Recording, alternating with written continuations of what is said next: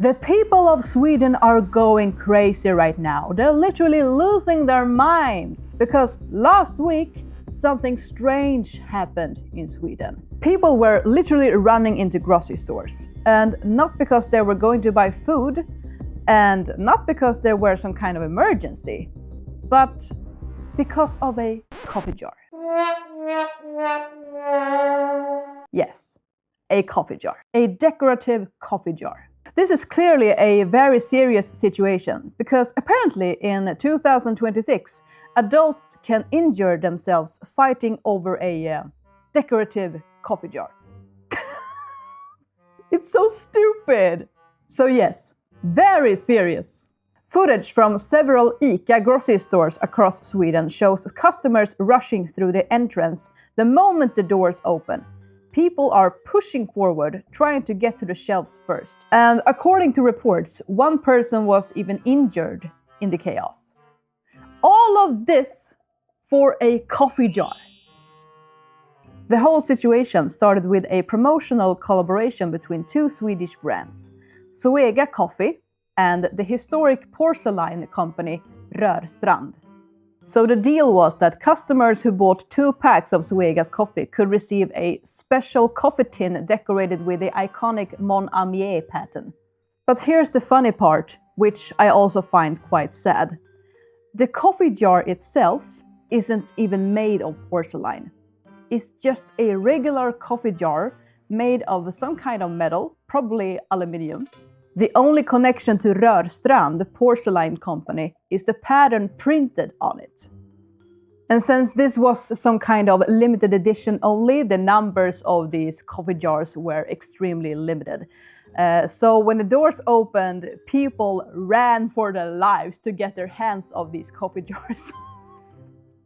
So when the doors opened, people were running. Like they were running for their lives, sprinting into the grocery stores to get a grab of the decorative coffee tin. They were almost fighting each other. Adult people, yeah, fighting each other over a decorative coffee tin. Which is not something I expected to see in 2026, but here we are, I guess. Now, if you're watching this and you're not from Sweden, you might be wondering why anyone would care about this at all. And I totally understand you, so let's add a little bit of context to all the international viewers. The blue floral pattern printed on the jar is called Mon Ami. It was designed in 1952 by Marianne Westman for the porcelain brand Rörstrand. Rörstrand itself was founded in 1726 and is one of the oldest porcelain manufacturers in Europe.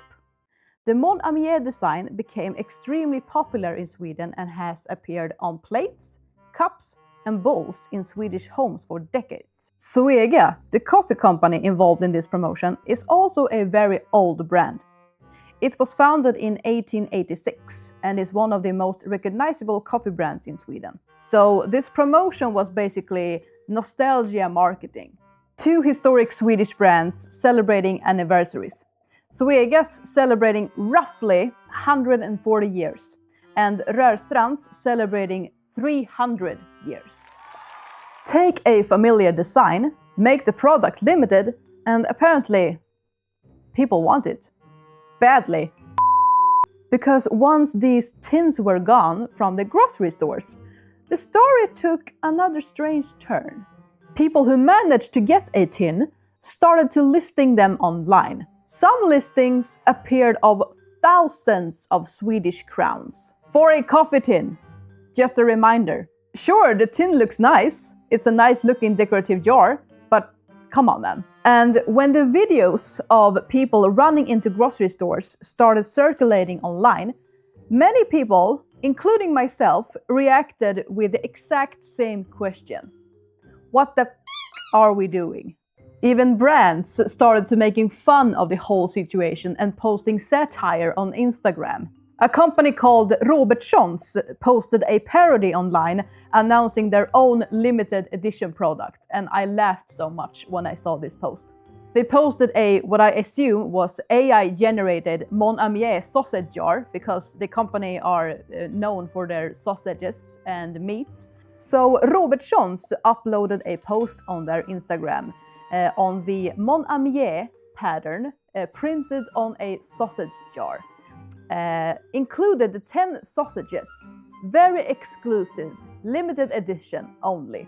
But the jar came with a price, 7,999 Swedish crowns. Of course, this wasn't serious, this was a joke, it was satire, because the original situation already sounded like a big joke. Watching this whole situation made me think about something else I saw recently. It was a small social experiment. I saw it on a YouTube short. It was an American man walking around offering people a choice. In one hand, he held a 10-ounce silver bar, and in the other hand, he held about 4 or if it was 5 pieces of chocolate bars. And he simply asked people to choose. Every single person chose the chocolate bar. Not one person chose the silver. And that's actually quite scary. It's scary how the majority choose instant gratification. The fact that none of them in this experiment chose the silver, it tells us a lot about how people think when it comes to value.